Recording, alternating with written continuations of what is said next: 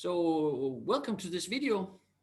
I'm sitting here with my friend Viljami Lehtonen, and my name is Ole Bjerg. And one of the things I share with Viljami is an interest in Jordan Peterson, and that's what we're going to talk about in this video. And so Viljami, he's read more. You've read more Jordan Peterson than I have. First and foremost, you've read Maps of Meaning, right? Which I haven't. So in that sense, I'm the underdog here. However, I'm a little bit more famous than you are, and I have slightly more intellectual credentials, which means that I was sent this book, Jordan Peterson's book, last week. So I've actually read it, and you've only heard the introduction on your audiobook this morning. So I'm ahead of you in that respect. So it is this book that we're gonna talk about. Do you want to say something, Viljami? Well, I just 5 minutes ago you asked me to do this video, so I'm 100% prepared on speaking about Jordan Peterson, of course, and I started reading the book or listening the book this morning, and it felt good to hear his voice again. And it's now even better to have this conversation about book that I have no idea what's in it. So, but I think I'll manage. I think I'll manage. Okay, so let me just correct you here. So Jordan Peterson has written a book that is called Beyond Order, and you say you have no idea what's in the book. I think you have a fair idea of some of it. yeah, of course. So I would like to. I think one of the things I like about Jordan Peterson is that there's something for the head and there's something for the heart when you read him. And I want to start with the heart. I want to start with some of the things that kind of hit me personally reading the book. At one point in the book, Jordan Peterson kind of speculates about what is it that has made him so popular. He's kind of reflecting on this. Why is it that people stop him on the street, and he sold millions of copies of the book and so forth. And one of his own, I think he has several explanations, but one of them is just what he does is that he puts into words things that people already know. So in many ways, it's like common sense, many of the things he says, but the fact that he's saying them and the way he can put them into words means that they have more impact in a way. And it also means that people sort of get a better sense, something they know vaguely now sort of comes to the surface and they can act on it. And that's also how I feel about some of the things I read. So I want to give, so the first one was, or one of the things that kind of struck me was rule number 8.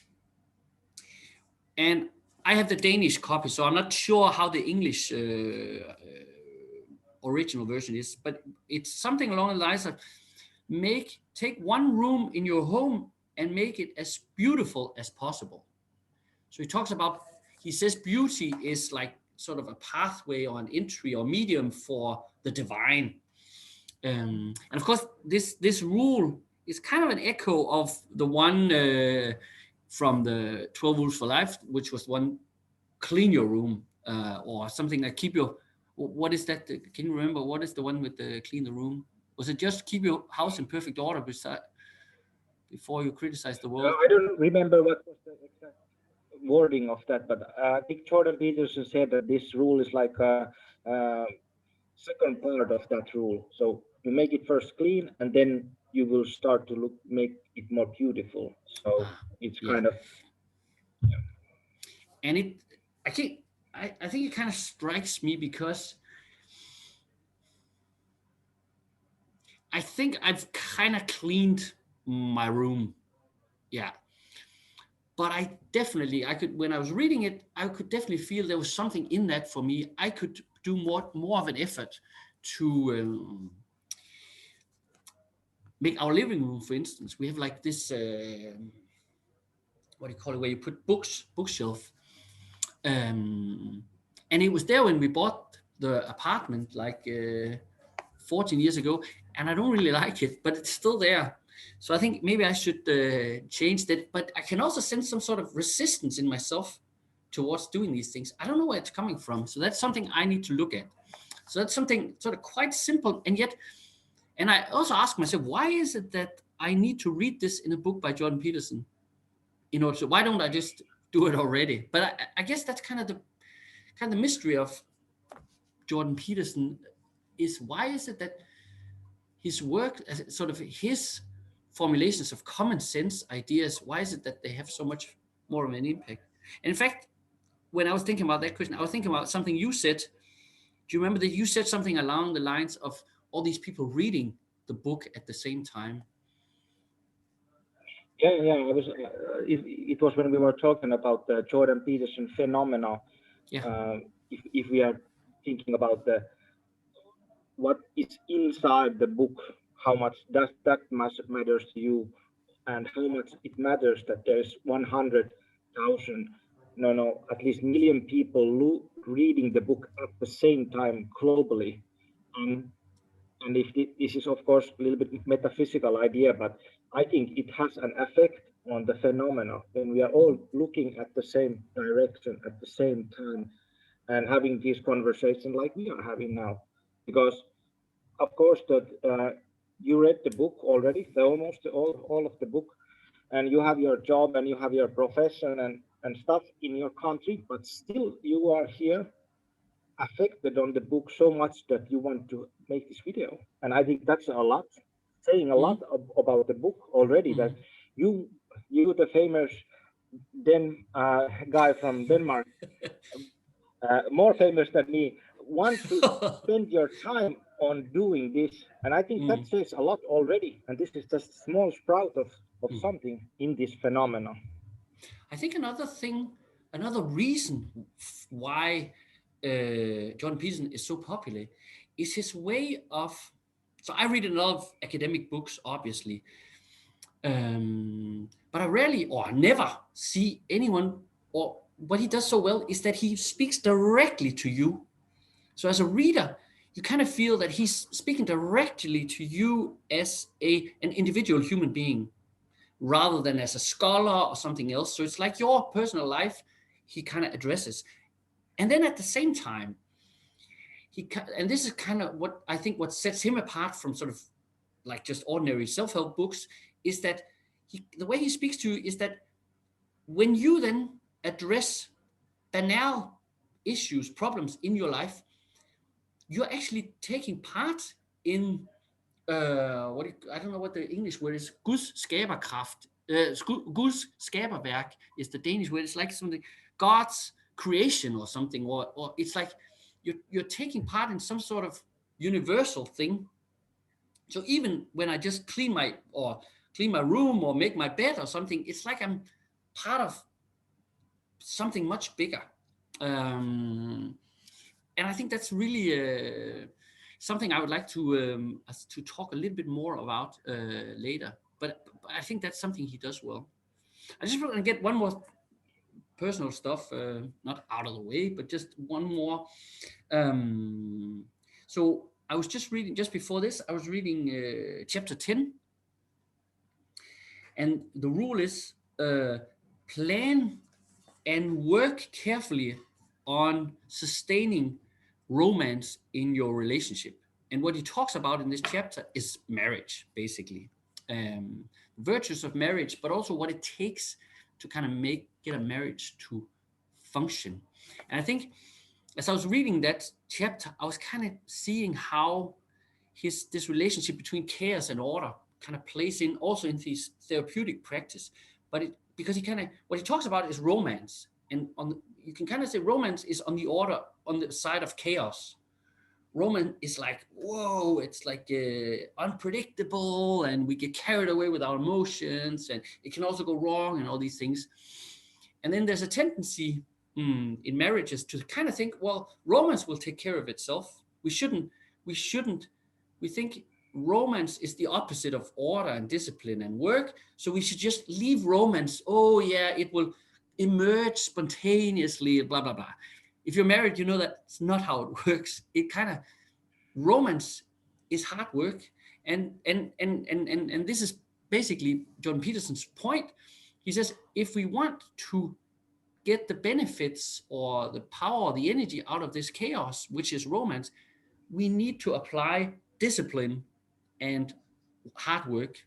So we need to plan it, we need to talk about it, we need to put it into words. And he does one of these tricks that where he kind of calculates, so how many days are there in a marriage, how many times will you have sex, how many times will you be annoyed with blah blah blah, all these kind of things. So he kind of calculates, so he kind of injects order into a realm where we kind of think it doesn't belong, because that should be chaos and just be spontaneous. But there was definitely also, again, just common sense. I don't think most of the things in that chapter I've heard before. And yet the fact that it's there, I kind of feel, now let's see what happens when I come back to my personal life. But there was really something in there. I think I'm going to do that. I want to look at that. I want to do that. So, yeah. So, yeah, those are like sort of two examples of things that I, kind of, sort of hit me sort of directly on a personal level. Now, since I'm the expert on the book, Viljami, my dear friend Viljami, is there something you would like to ask the clever man about the book that you haven't read? I have lots of things to ask. And for first question, how do this book number 2 compares to the first one? I will say, there's a number of things that, the first thing that strikes me is that the first one was very much about the movement from chaos to order. So the subtitle of the other one was an antidote to chaos. So the book was, and so the first one was very much about the virtues of order and the vices of chaos. In this one is obviously much more balanced. So there's a lot more about the virtues of chaos and what that can do, and also a lot more on the risks or dangers of too much order. So I think that's sort of in the ground, that's kind of like the basic structure of the book is different in that sense. And you can just take, like, the very first rule is, and again, I don't have the exact English formulation, but he says, be reluctant to denigrate societal institutions and creative results. So societal institutions is order, creative results is chaos. So right from the start, he kind of puts both of them on even footing. So that's one. There's another thing, and I may be biased here because, so as I was reading it, I had the sense that Carl Jung was much more present in the book. And I may be biased because when I was reading the first book, I hadn't read anything of Jung. But then one of my great Finnish friends has pushed me into reading Jung and looking into his ideas. So I've done that in the meantime. So of course, I also have a lot more Jung in the back of my mind as I was reading it. So, but I'd be keen to hear when you get into reading it, I'd be keen to hear whether you agree with me on that. And there's another. Yeah, no, go ahead. Yeah,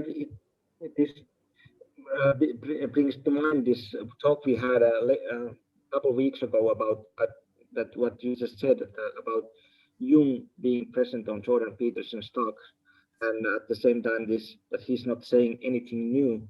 But I feel that Jung he's swimming in different waters than almost everybody else, and it's like below this kind of normal cognitive capability of human beings, and he's swimming there. But it's the same realm that we are anyway habiting. And he of course, when when he lived, he phrased, or he was able to grasp some ideas that were really fundamental, but really like kind of just like basic things that, of course, these things happen. And Jordan Peterson uses those ideas and puts them in the word for us common people to understand. Yeah. And now, of course, I have read lots of Jung, and now when I go back to Jordan Peterson, lots of the talk reflects on that. He's kind of floating on the same waters where Jung was floating, and it's not the same, but it's really similar stuff. That's that's also my understanding. As I was cycling here this morning, I was listening to one of the biblical lectures, the one on the phenomenology of the divine.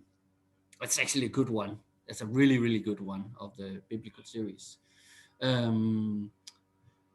Another one where you're ahead of me, you've heard all of them. I've only heard, I think, 6 or 7. So anyway. And there he said something about the relationship between Freud and Jung. And he said something very funny, but also I think true. He said all of the things, all of Freud's great insights, which were true, they immediately kind of seeped into our culture and just became common sense. So now talking about the unconscious, everyone is like, yeah, of course, yeah, no problem. And then, so we don't attribute them to Freud anymore. We're just, yeah, of course it's there, like, who, yeah, like, and then he says the only things that are kind of left are Freud's, or the things that we kind of credit Freud with is his errors, because all the truth are kind of, yeah. And I was kind of thinking about whether this move, sort of this acceptance, or this, yeah, of the idea of the unconscious from Freud was kind of adopted into culture. I wonder if we could imagine that the same thing, maybe it is already happening now with Jung's idea of the collective unconscious. That maybe in 10 years we will not attribute that. We will just be, yeah, of course we have the collective unconscious. That's yeah. We'll see how that goes. And if that happens, I think we will look back at Jordan Peterson and say, yeah, Jordan Peterson, he was the guy who kind of introduced Jung's idea of the collective unconscious into popular understanding. Yeah, that's an interesting idea, and of course I see it already happening. Let's say in the self-help or world, or this kind of spiritual or whatever new age world. It's there, really present, and it's popping up more and more, and just today I found out that we were planning to do this workshop, and we thought that we are like special. We are doing these archetypal workshops. We already did it. So let's put let's up our credentials here. Explain what is the workshop that we've been doing 3 or 4 times now with great success. So we have been doing this. We are working this method called Constellation. And you have to say that again, because you're Viljami, your sound went out. So you have to say it again, because it's very important here. Is it okay now? Yeah. So we are working with this method called family constellation, and it's a long explanation what it is, but I'm not going to go there. But anyway, now we're losing you completely, Viljami. So I'm just gonna, okay, while we wait for Viljami to come back, I'm gonna say what Viljami was gonna say. So what Viljami was trying to say was that, now you're back. Yeah, I'm back now, yeah. We didn't hear any of what you said. It's our competitors. They're hacking Zoom. They don't want us to promote this because they know it's going to be too big for the world. So they're doing everything they can to keep us down. Let's try that. Okay? Yeah. So we have done 3 times these family constellation workshops, and family constellation is it's a method of self-exploration, let's say, where you can explore your own self and your relationship in your family, but also your relationship to some kind of ideas. And we took this neo-Jungian approach on this topic, and we used 4 female and male archetypes from Robert Moore, and who was Jungian analyst and theologian from Chicago. And he had this idea of there would be in when you are growing as a man, you will have to deal with 4 different archetypes: warrior, king, magician, and lover, and find your own relationship with them. And it's an amazing way of for learning, let's say, who you are as a human being and as a man. And of course, females do have the same kind of stuff. But anyway, we started doing this as a pioneers, I think. And now I just sent this morning. I was browsing my Facebook, and somebody was doing at the same kind of workshop somewhere else.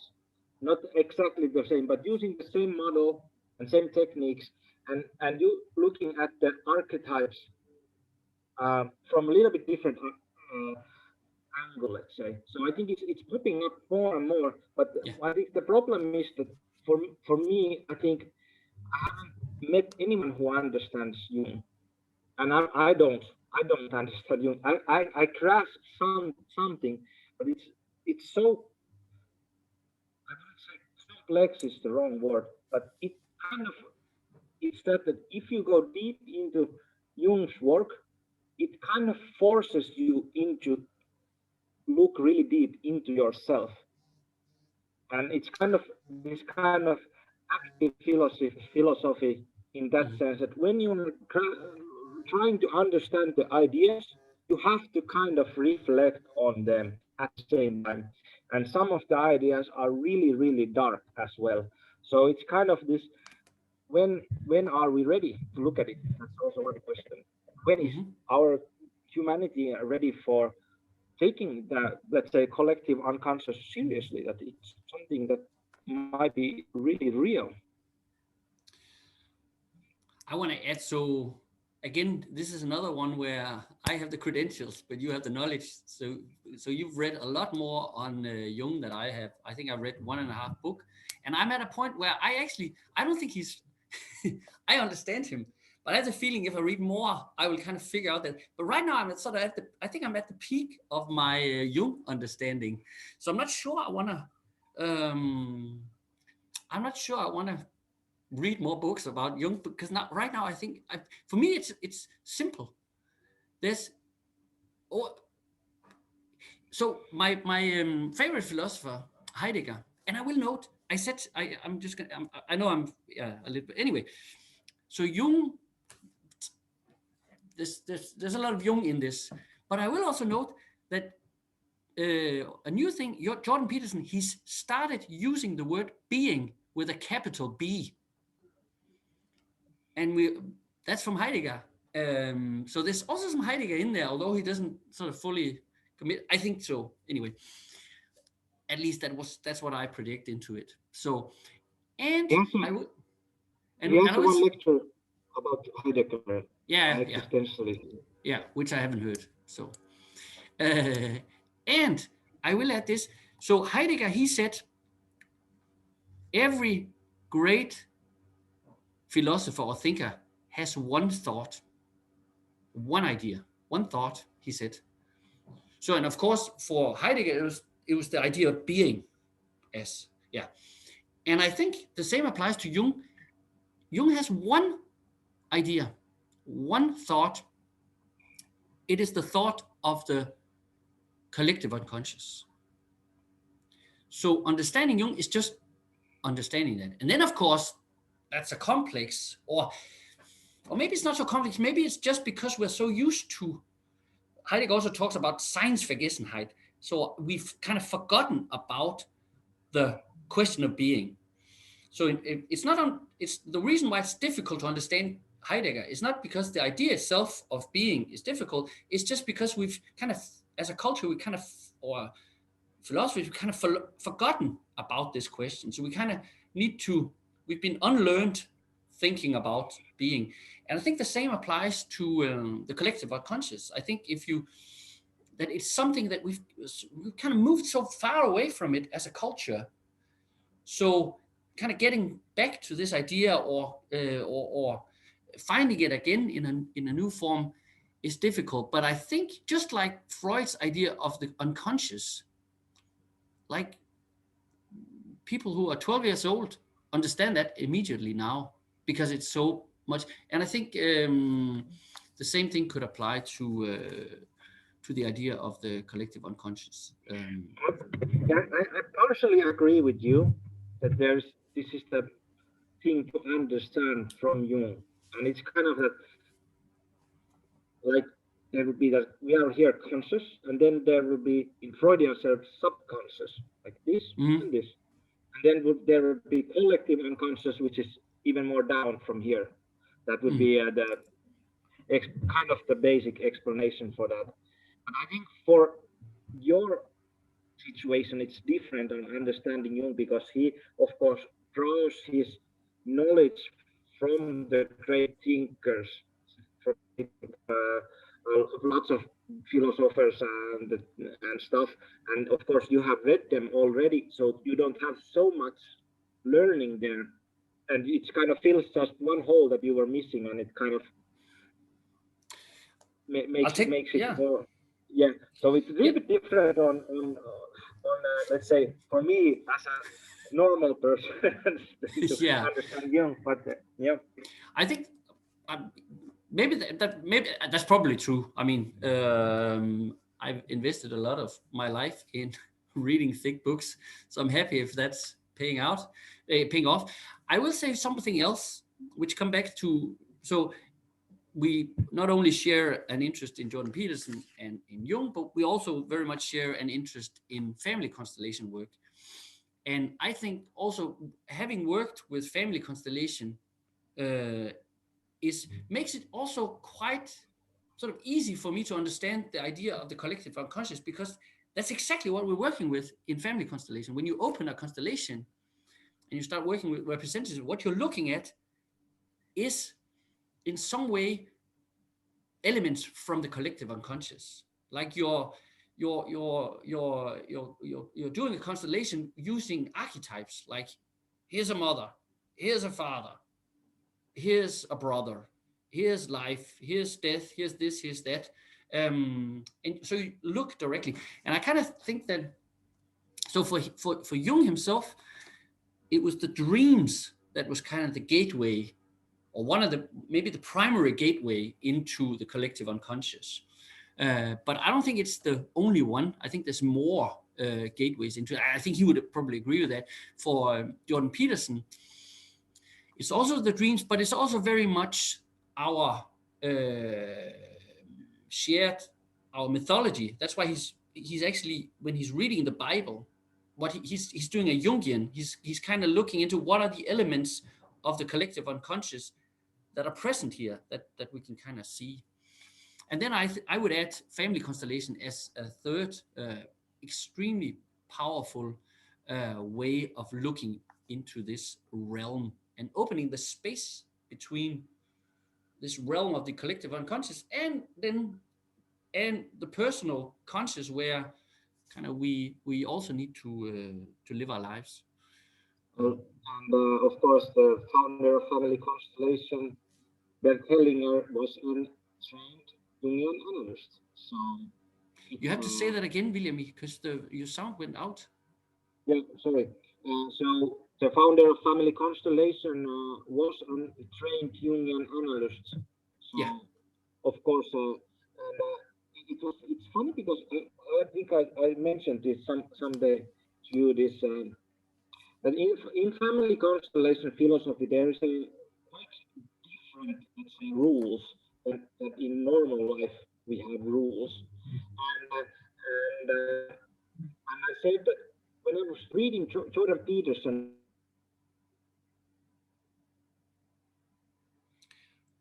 we're losing you again, Viljami. So Viljami is talking about that in family constellations, you also have rules. There's rules of how a system, a family system, how it works. There's actually 3 rules, and they're quite sort of well described rules. And when we do family constellation, what we try and do is we open the constellation and then we see some element of chaos, and then we use the rules to kind of put this chaos a little bit more into order. We left you, Viljami, and I'm not trying to steal your points, but it's there's this one person is trying to call me all the time and disturbs my online here. Is it someone from your collective unconscious? Yeah, probably, and it's my client who's calling me. And yeah, but anyway, but I was just saying that it's funny to look at Jordan Peterson and family constellation like this, and seeing that Jung is underneath both of them, and they're not contradicting each other. So it's kind of, I'm not putting that Jung is the main guy, he is the who knows all, but I do feel that he touched on something really deep that not so many people have access to, and he was able to find some patterns underneath our being, let's say. I think this is, and I want to throw this out as an idea. I think that Jungian theory, psychoanalysis of is to some extent, it's a more general theory than family constellation, because family constellation it is kind of built around the family system, and now there's work done to kind of generalize it to other systems as well, and that's going on, and that's good. But I think what it is a very general framework that Jung is presenting. So in that sense, Jung is, I don't know if you want to use the word superior, but there's something there in Jung. On the other hand, I would claim that the method of family constellation is superior to the method that Jung presents us with. To me, it's a more immediate thing. It's more empirical. I think it's the access to the access to the collective unconscious is more direct and more immediate in family constellation. You can kind of look at it. Whereas if you have a dream, you have to remember it, then you have to retell it, then the analyst has to analyze it and blah, blah, blah. Whereas in family constellation, like, this is your father, this is your grandfather, this is this is that. And then it's there right away. It's my kind of, Yeah, I agree with you, definitely. And I have done dream analysis on myself, and I have done Jungian Mandela work and family constellation. It's really different, and the effects are different. But I would say family constellation work. It's the second generation phone. Like you are using your own old Nokia phone there, and you can. Now you mention it. You can call. It's really good, but when I have this, I can do so much more with this phone. But I don't like. Of course, the analogy is wrong. The analogy is wrong, because I was actually thinking about the phone. So I have this old Nokia phone, which is from Finland. So it's a tribute to you, Viljami. Yours is probably not from Finland, but from some other. I don't know, some second-rate country. I don't even know which one. But this one is from Finland, and I would say the analogy here is the proper analogy is to my Jung reading. So I've read 1.5 books by Jung, and my knowledge is, I don't need to read anymore. I think it's just going to cloud my understanding if I read more. And it's the same with the phone. I could get a newer one. This is from 2011. I can get a newer one that has all kind of superficial features. This one has the essentials. That's what I need. So anything beyond Nokia X3 is going down. Could we say that understanding and accepting that there is a collective unconscious, that's the essential one. Yeah. And after that, it's, you can access it different ways. And there are more direct ways of accessing it, and there are more effective ways on addressing it. And it depends on the situation as well. What do you want? If you want to suffer less, I would say do family constellation. I If you want to do like I'm not sure what we're talking about here. I'm still in the mode of thinking, how can I promote Nokia, the idea of Nokia, and you're talking about family constellation, something. I'm not sure. Yeah, I'm still in the Nokia mode. So can we say we take Finland and Nokia into our hearts, and then I think we can move further with the conversation. Is that okay? Yeah, I take Finland and Nokia into my heart. And no buts. Yeah, I take also no buts. China No China and no app. Just the one. So I also take Finland and Nokia into my heart. Yep. Can you feel it? Yes, I can feel it. Okay, so now we can move on. I wanna, because maybe there's someone watching this and being like, I haven't read the book. Why are they talking about all these other stuff? Let them. So I want to get a little bit back to the book. Yeah, is that okay? Yeah. Okay. I'm gonna take something else that I really liked, or it really spoke to me. I'll just see if I can. Let me just find it. Yeah. So this is in chapter 6, rule 6, and the rule is give up ideologies. Give up the ideologies. I don't know what the exact English phrase is. And the way I understand this chapter, he's kind of mediating between nihilism and totalitarianism. So you can say nihilism is too much chaos, or some sort of the shadow of chaos, or whatever you want to call it, but it's too much. Nihilism is that, and totalitarianism is too much order, would be my take on it. And so, and I think his skepticism of ideologies is that once you adopt an ideology, an ism, as he talks about, you eventually end up in either one of these two, or maybe even both.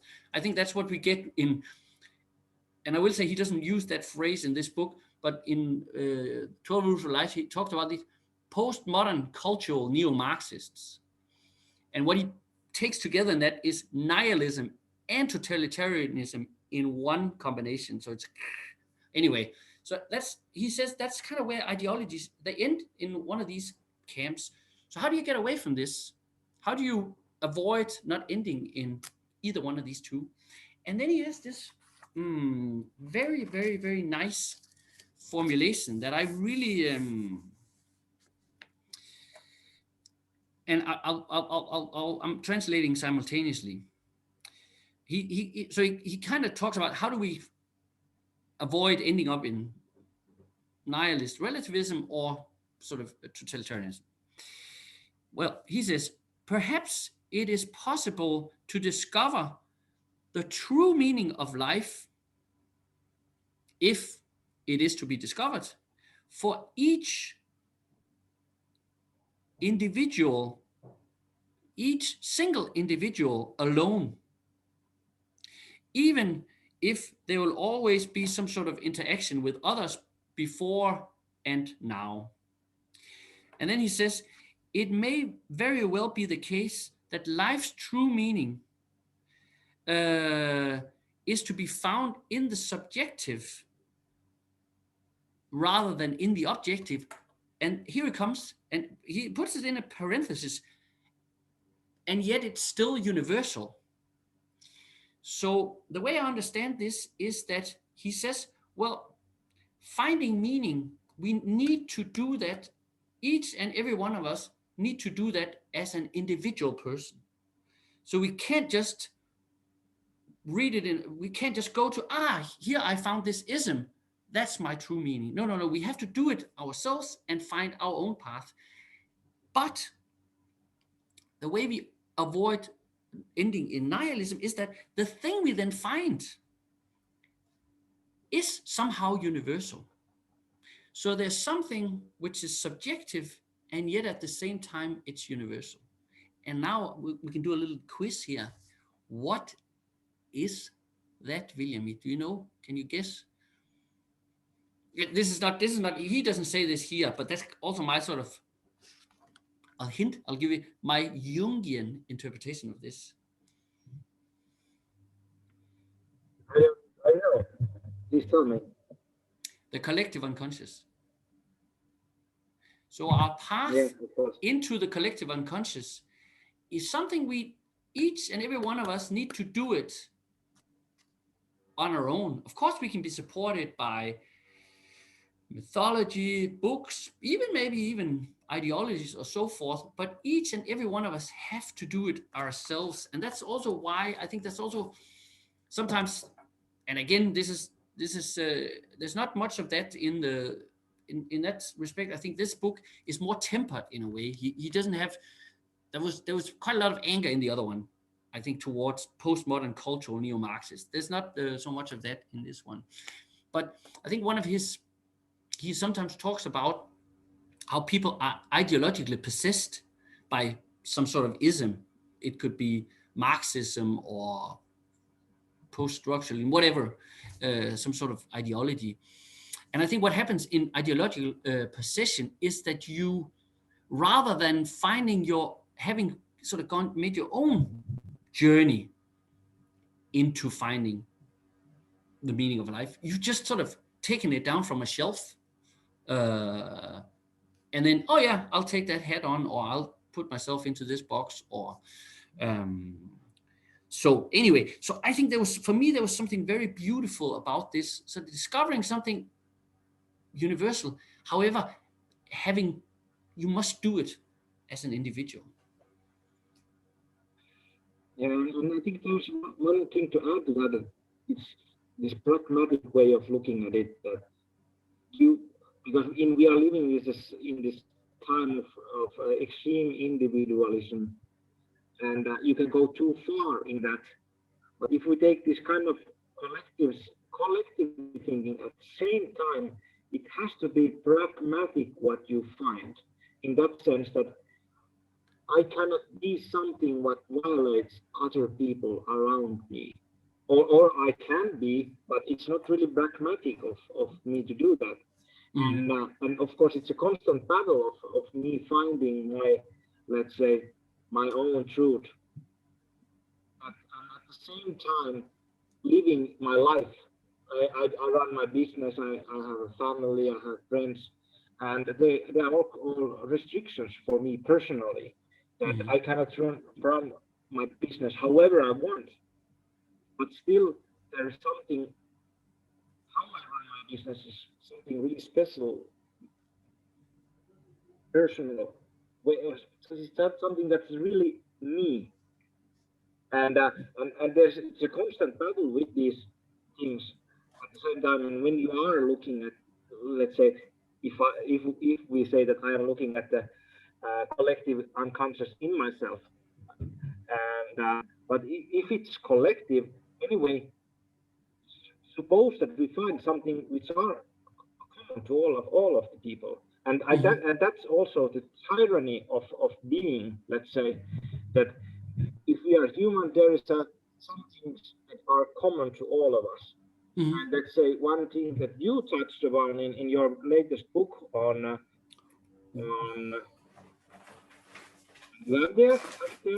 I need to promote this. This is the book that William is talking about. Is called The Meaning of Being a Man. So yeah. Go ahead. So there would be a tyranny of gender or sex, mm-hmm. because if you are born in a male's body, you have some kind of tyranny of biology there as well, because you are growing and you will have a dick and balls, let's say, and when you hit your puberty, your body just starts to do something that it kind of tyrannizes your being, that you cannot be free from the biology. So the being is tyrant at the same time.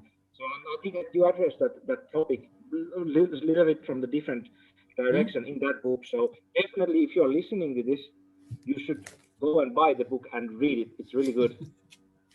If my YouTube skills were better, I would kind of point at this, and then there would be a link, and then you press it, and then they would take the money out of your wallet immediately, and there would be a drone that would send this to. But I don't have that level of skills, so you just need to find it yourself. And yeah, you will put the link on the description. Yeah, I will do that. If I'll put a link to my webpage, and on the webpage there's one of these buttons you can press, and then Klaus Schwab or someone else will deliver it to your door. So there was one of the things I wanted to say.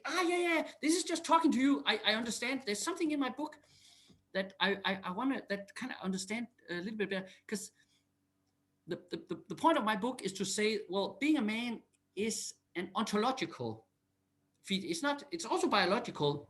There's also something cultural, but basically it's ontological in the sense that I'm thrown into the world as with this life condition. And then my task as a man is to figure out what that means.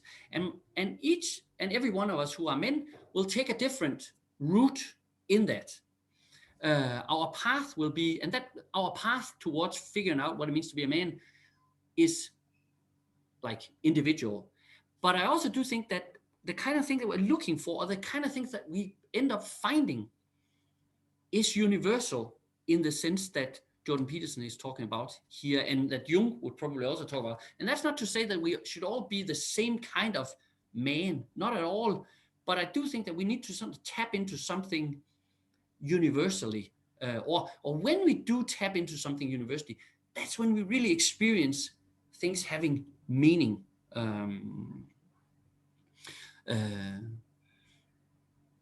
On that note, I just want to I want to once again recommend Jordan Peterson's chapter on marriage here. It's just like a celebration of the simple things in life. And it's also a warning of, if you don't have children, if you don't get children, and he says this, especially if you're a woman, you're going to regret it.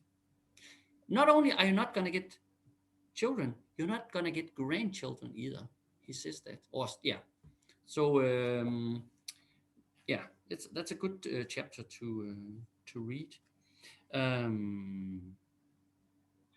There was one other thing. Yeah, no, go ahead. I was saying one thing about the topic before that, and because I had this really good talk with your son, and we were talking about archetypes. I was talking about archetypes, and I just made up this explanation on something, and I think it's really universal in that sense that if we take this human universal emotion, anger, and if we look at it on the lenses of the archetypal realm, let's say, and like the Greeks used to, that there's a god of war, and the anger is part of him. And when you got too angry, they thought that the god took over you, and the anger came from the god. And what Jung says that that was it wasn't Jung. Erich Neumann, Jung's student, says about that in the book of Origins of History and Origins of Consciousness, that the development was that first we had to project all this stuff outwards into the gods. And the process is to take the gods inside yourself And in that, when you take the cards in yourself, they go in the unconscious, in the collective unconscious, and we all experience more or less anger. And what is the defining factor is our relationship to that anger. Will it possess you, and you will, like, let's say, hit something or do something which is harmful, or will you repress it so that you will get depressed or whatever it is? It will have an effect on you, you want it or not. So in Mhm. that way, the collective unconscious is always there, and you don't have this option of not looking at it.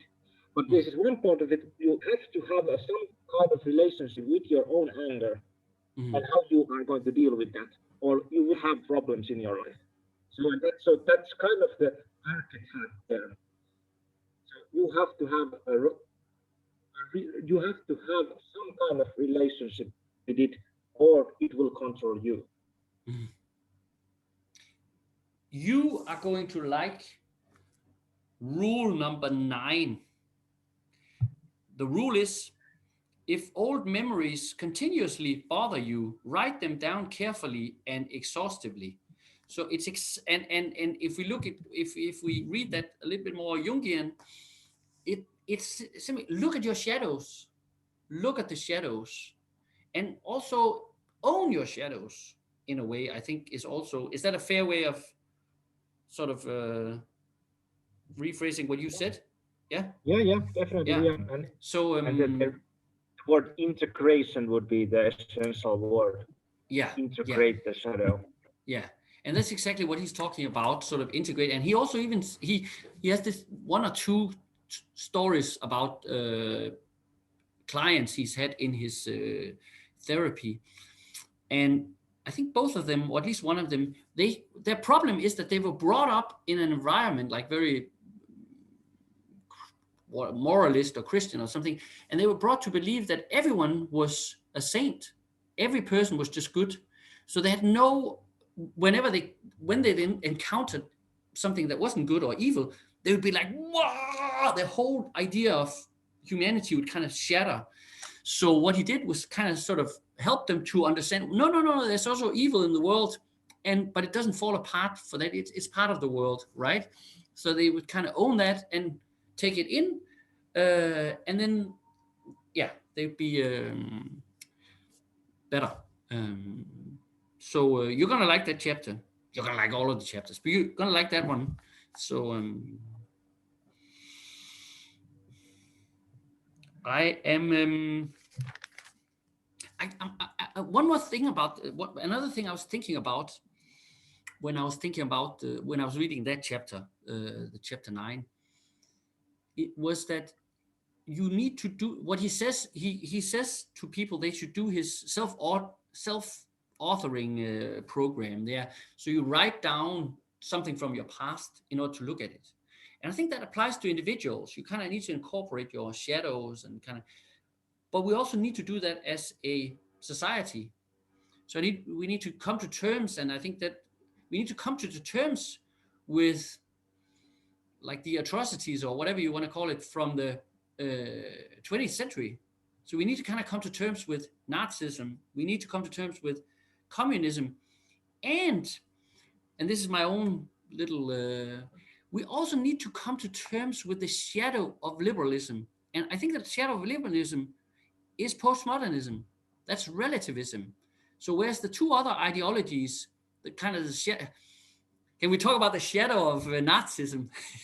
As if there's like the, we'll go there. I'll go there. I'm not afraid. I'll go there. So the shadow of Nazism is that it's too much order.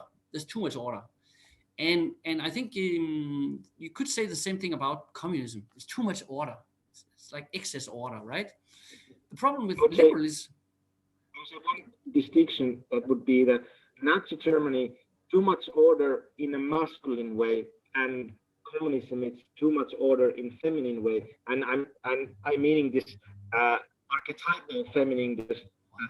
We have this collective mom who's taking care of all of us in a name of good, that gives something to everyone, that we will be all equal.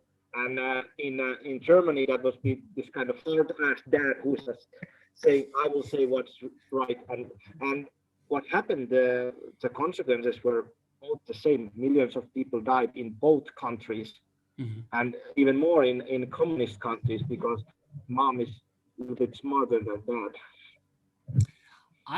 I think that's a brilliant analysis. I want to add to that. I want to add a little Duginist, Alexander Dugin, a little Duginist flavor to this one, because I think liberalism also has a shadow side, and it's postmodernism, it's nihilism, it's too much chaos. So if Nazism was too much father, communism too much mother, postmodernism too much child. There's too much. It's people, and so the problem with the two others is that they kill people. The problem with postmodernism is that that people never grow up, so they just stagnate. They just stay at that level. So all three of them are kind of unfriendly towards life. And I think what we need to look at, what the time where we are right now, we're in this corona thing. I think what we need to do is we need to look at all of these three shadows, and I can also see kind of parts of them, like there's elements of the way that we're organizing our economy, which looks like communism.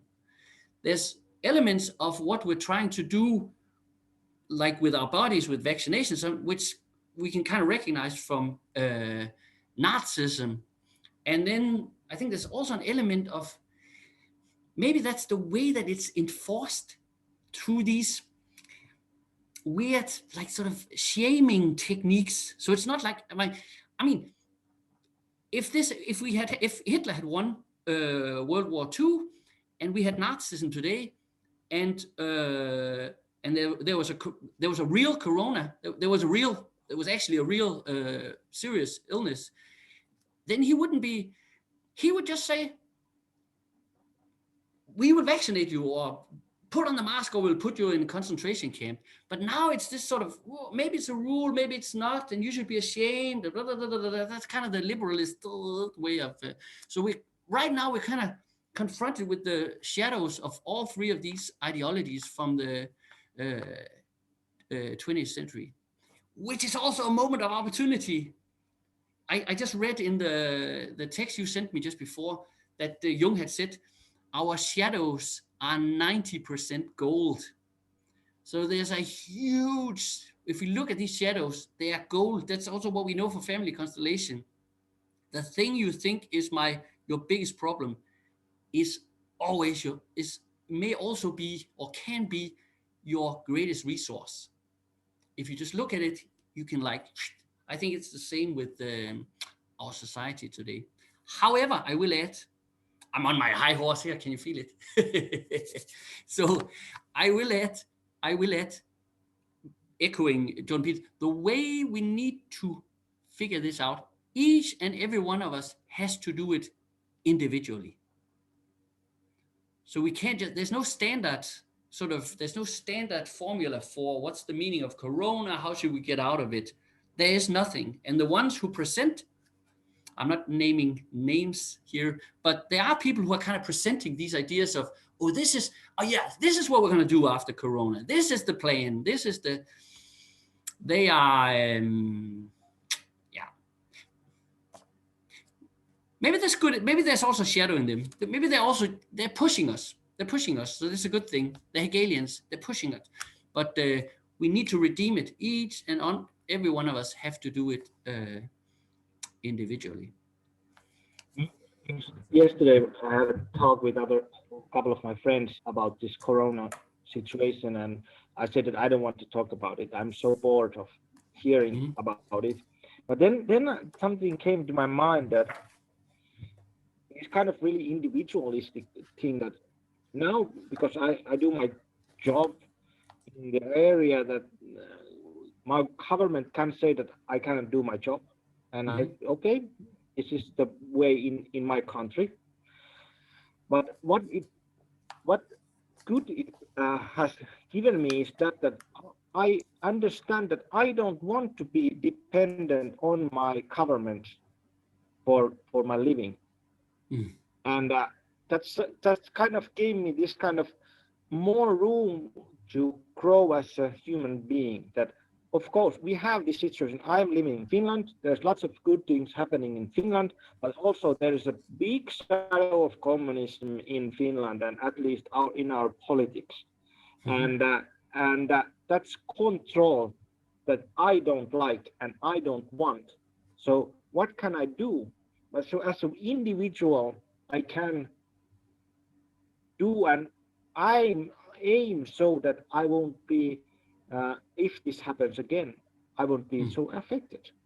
So I don't say that I'm going to buy food and make a hole somewhere and go live there, but I want to conduct myself and my company and my stuff, what I do, that I'm not so much dependent on what government says. And I will tell you a joke. It was before you got on your high horse. I found this from Facebook today. A nihilist, a socialist, a neo-Marxist walk into a bar and order drinks. We don't sell alcohol to anyone under 18, says the bartender. Yeah. So that was a joke, but it's a little bit like you said, it's a little bit naive to have these ideologies. It's an easy way to tackle a complex phenomenon and just take this is this or this is that. Let's roll, and you don't have to think about it. I think I want to read two things from. This is from chapter 5, rule number 5, and rule number 5 is: don't do anything you hate. And this is a good example of something that's which is different in this book compared to the other book, because this one actually talks about when is it that you shouldn't follow the rules? When is it that you shouldn't say what the institutions or ideologies or someone tells you? And he says there are things you kind of don't like to do because you're too lazy or it's inconvenient or there's something about it. That's not what he's talking about. But he also says there's things that you hate because they go against your fundamental beliefs. They go against your fundamental conscience. And one of the things is so at the low end is just to do things which are unproductive, meaningless, like bullshit jobs. And then so that's kind of the context he's talking about, is in a work context where you kind of asked to do things that are either unproductive or even counterproductive or so. But when I was reading it, it was like, this is my Corona experience. So, and I'm not going to push that on anyone else. I'm just going to say that's kind of okay. So first he says, of course it is demoralizing to be demanded to do stupid and hateful things. If someone is given a meaningless or outright counterproductive task, and if they have any capacity for thinking, they will be tired or sort of disillusioned and not being able to find motivation in doing the task. Why not? Because every fiber in our true nature resists doing it. That for me is how I feel about the mask. From the very beginning, every fiber of my body was just saying, no, I am not wearing a fucking mask. So I'm on my high horse again here, but yeah, I haven't done enough shadow work to get completely away with my ego. There's still some of it now. I'm nursing it now. So yeah, but I'm worth it. So, and then he says this, listen to this. If you don't object when the abuse against your conscious or your consciousness are small, why assume that you wouldn't voluntarily join in when the abuse are seriously out of control? That's how I feel about if I wear the mask. When am I going to say no? When am I going to say, when they put my children in FEMA camps, is that when I say no? When will I say no? When on this? Yeah. And then finally he talks about the sovereign individual. The sovereign individual. He says the sovereign individual who's awake and is in contact with his consciousness is the strength that prohibits the group understood as the necessary structure in managing norm guiding social relations. It's the strength that prevents it from becoming blind and lethal. I like that. And for some people it means something completely different, and they will wear the mask and be happy and own nothing and be happy and all that, and all power to them, fine, but not me, not this sovereign individual. So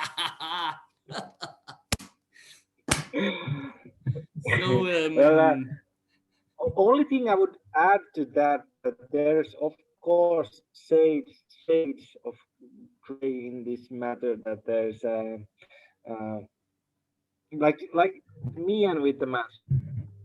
I work with people who work in the hospital, yeah. And most of them are really strict with the mask, and it's okay for me if somebody comes to see me, they pay me, I can wear mask. I can do it because I get paid.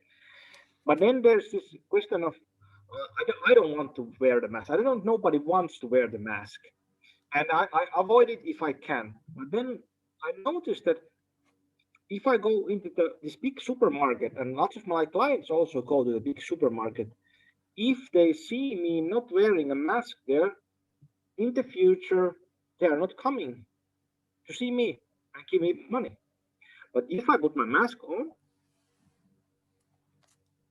so it's, I think there's change into this. So what I did, I said, okay, I need money, I will wear the mask. And I don't see FBI in my door taking my kids to FEMA camp yet. It might happen, but I think there's of course my circumstances in my life are different than yours. Of course, that's my whole point. Each and every one, we find our own individual way, and yeah. So, and that's very important. Honestly, really, I don't want to judge anyone on how they handle this.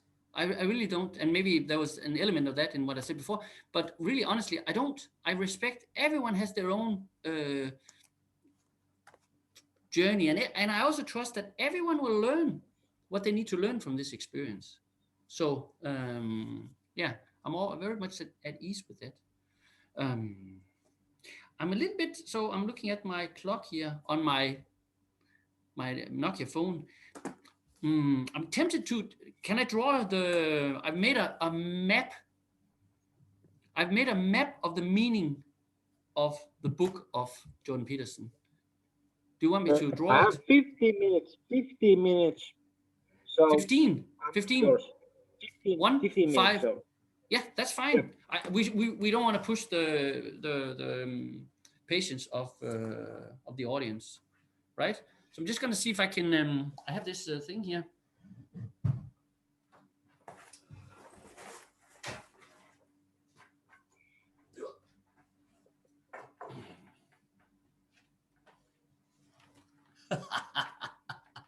Ah, what do you say? my Finnish friend? Huh? I think it goes really well with the Nokia phone. It does, and it works. It does what it's supposed to.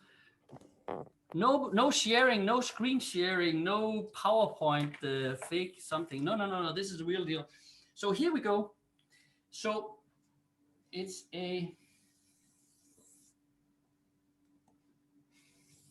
looks like this. You can see this. So Yep. this is the map of the meaning of beyond order.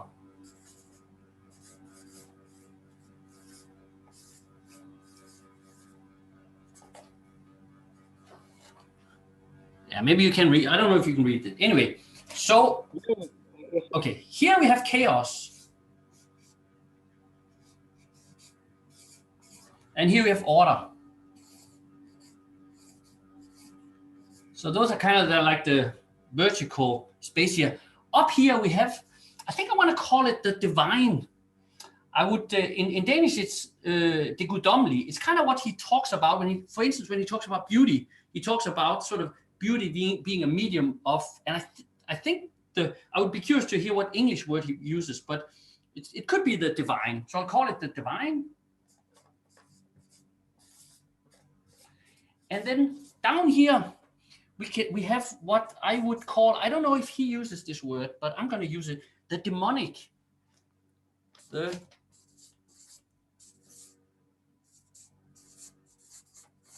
demonic. So and in Jungian terms, this would be the kind of the shadow down here, right? So chaos, order, the divine, the demonic. So what we have down here is, and this comes to the isms, his analysis of ideology. Over here we have nihilism. So nihilism is the demonic side of chaos. It's like an unproductive chaos. It's yeah. And over here we have totalitarianism.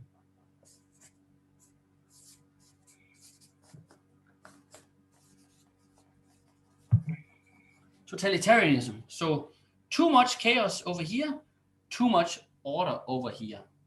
So up here, and this we could take from rule number 1, where he talks about creativity or creative results. So creativity is up here.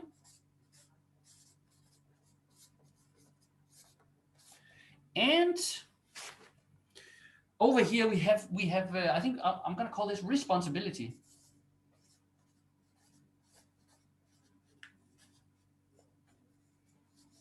So these are like the productive sides of these two: chaos, creativity, order, responsibility. And so what is this actually a map of? Well, perhaps it's a map of, or as individuals, I'm reminded of, have you seen the Hot Crazy Matrix? Have you seen that video? No. Okay, it's kind of unrelated, but I kind of feel like the guy from the Hot Crazy Matrix. So if anyone, you should Google the Hot Crazy Matrix and watch it on YouTube. Not right now, but when you've seen this video, it just popped into my mind. Anyway, so the idea is we can, as individuals, we can kind of be everywhere in this spectrum, and we can move around.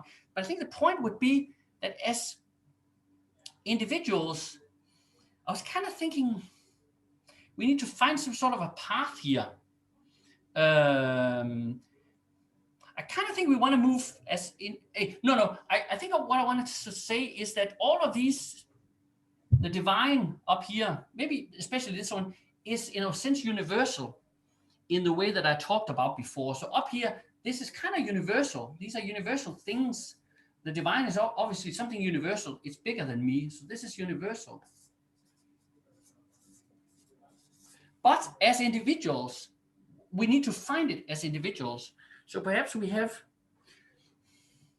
I kind of wanted to draw a pyramid. I don't know if that makes sense. That probably makes sense. Yeah. So we're going to do this. Pyramid here. And then our purpose is what we need to do as individuals is kind of move upwards in this period as individuals.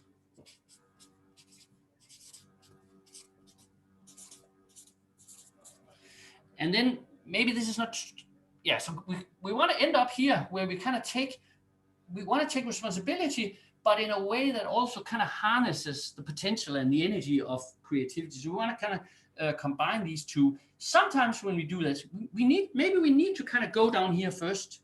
We also need to look at our shadows.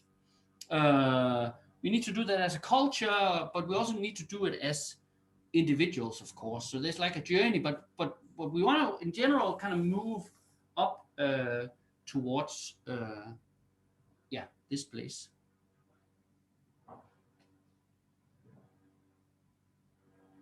That's it.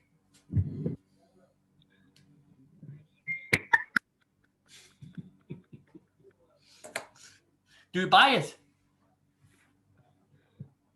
Yeah, well, first, I would buy it. And you know this Jungian idea and sort of Petersonian idea that the artist comes in contact with something new before it is cognitively, you can like cognitively understand it or put it in the words or in philosophy. So first it's art, first is a picture, after that it comes to into my into mind to be kind of to be understood, let's say. So first there's picture. I want to show you a picture.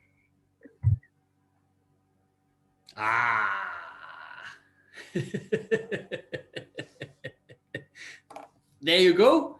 Put it up here. Let's make a, so when you, I know this much about YouTube, that YouTube kind of asks you to like pick one picture, one image that you will put on as like the, so I think we should have a picture here, like a zoom. So you put up your arm next to you and I have the pyramid here.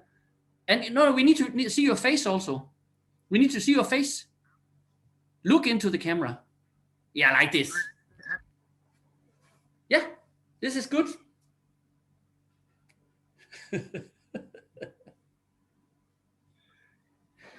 Wow. So if we were true, this would be the moment where we would ask people to give us money or something like that. But we're not really good at, both of us, we're working on our relationship to money. So you can give us money if you want to, but you don't have to. And we don't really know how you, if you want to give us money, you need to figure out how to do it. So we're not, I would like to add that this is the guy here who is talking, who had written several books about money. Yeah. This guy from Denmark. So. Yeah.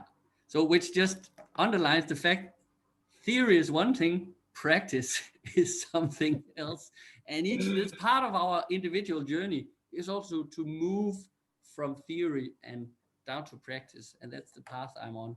So I think this is a nice ending to our podcast here.